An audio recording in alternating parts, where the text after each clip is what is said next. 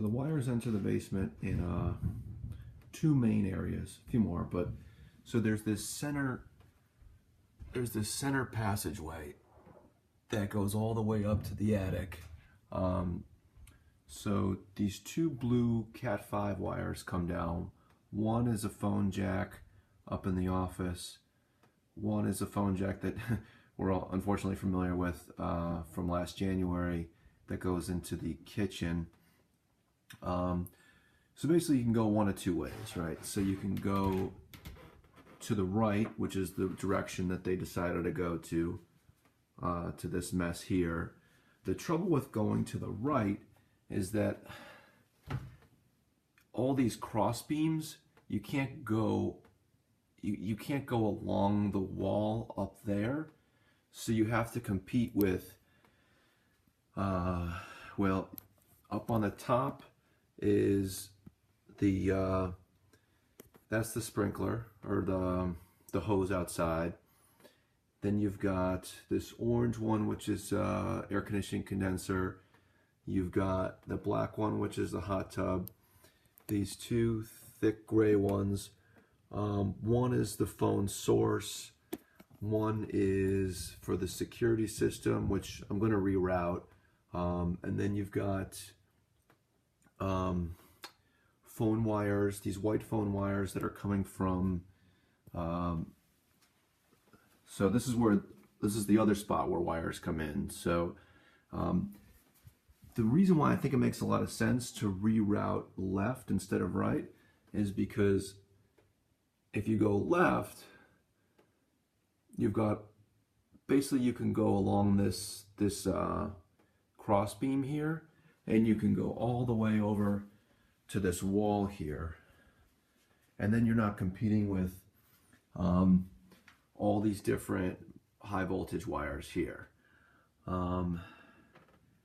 So hopefully so I'll just zoom out so maybe you can see a little bit better. Yeah, so going right, you're competing with a lot of stuff. So yeah, if I count it, there are 4 phone jacks in the house, 4 that are still working. The 2 blue Cat5, and then you've got one that goes up to the old guest bedroom, which is white phone wire, and then one that goes along this way up into the sunroom. So I think it makes the most sense to have a phone box or some kind of central box up along this wall, because then you have a short distance there. See that orange wire? You have a short distance there to catch the ones that are coming from the guest room via the garage, and then you send the Cat5 ones to the left instead of the right, and then you have a short distance there to travel with not too much space competing. And then you could just clean up this whole thing, or at least much of it. So 2 of those phone wires used to access different parts of the basement. They weren't even plugged into anything, so those can go. There's some brown, there's about 6 total wires from the old security system. So when it used to be, that's where it used to be. So that's why you have, so that power cable right there, I'm going to show you where we're going to reroute that. That doesn't even need to even come into the basement anymore, because all it does is powers an upstairs panel, and there's a closer route that you can get a power source for. So that gray wire doesn't even need to come into the basement. So we'll reroute that.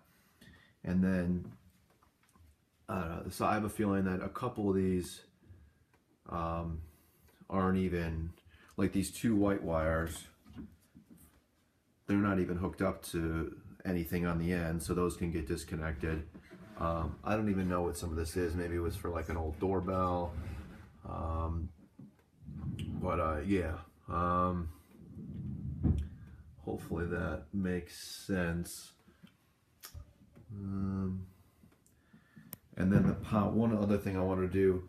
So this sump pump gets powered through this line here that goes all the way across here, and it's just shared with a whole bunch of other stuff.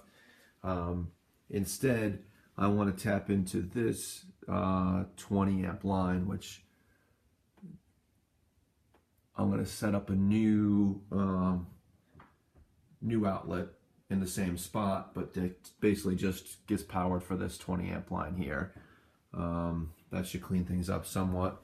And then again, you have like what I think is a total of 6 wires that used to be for the wired security system. Those will be easy because they go right in the garage there. That's 2 of them. These 3 also seem to go in the garage, but I have no idea where in the garage. It might be above the ceiling, which would make it a little bit challenging. So yeah, hopefully this makes sense of things. Thanks.